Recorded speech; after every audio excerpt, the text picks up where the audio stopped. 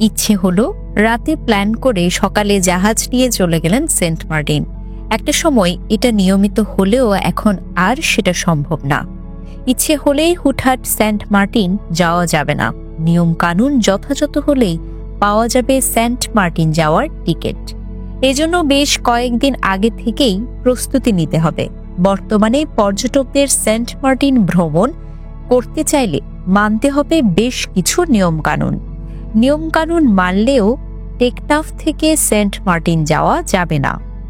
জেনে নিই Saint Martin ভ্রমণে মানতে হবে কি কি নির্দেশনা।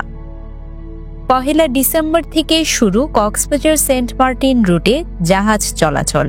সেন্ট মার্টিন যাওয়ার আগে প্রথমে সংগ্রহ করতে হবে ট্রাভেল পাস। সেন্ট মার্টিনের জাহাজের টিকিট কাটলেই মিলবে ট্রাভেল পাস, যার জন্য নিবন্ধন করতে হবে বাংলাদেশ ট্যুরিজম বোর্ডের অ্যাপের মাধ্যমে। ডিসেম্বর থেকে প্রতিদিন 2000 পর্যটক যেতে পারবে সেন্ট মার্টিন দ্বীপে।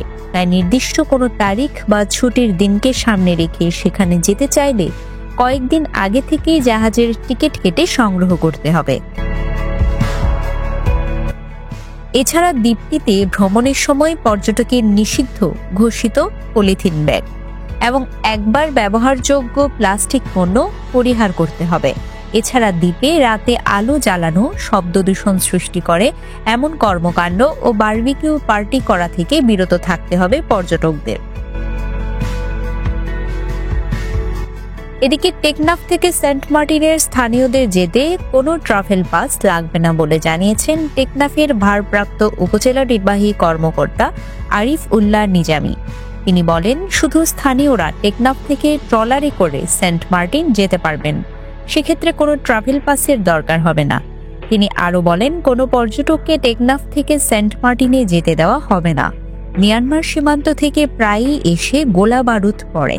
পর্যটকদের নিরাপত্তার কথা বিবেচনা করেই এই সিদ্ধান্ত নিয়েছে প্রশাসন। কক্সবাজার থেকে জাহাজে করে যেতে হবে সেন্ট মার্টিন, যা খুব সকালে রওনা দিলে জাহাজ পৌঁছাবে সন্ধ্যার আগে। News desk, CCN।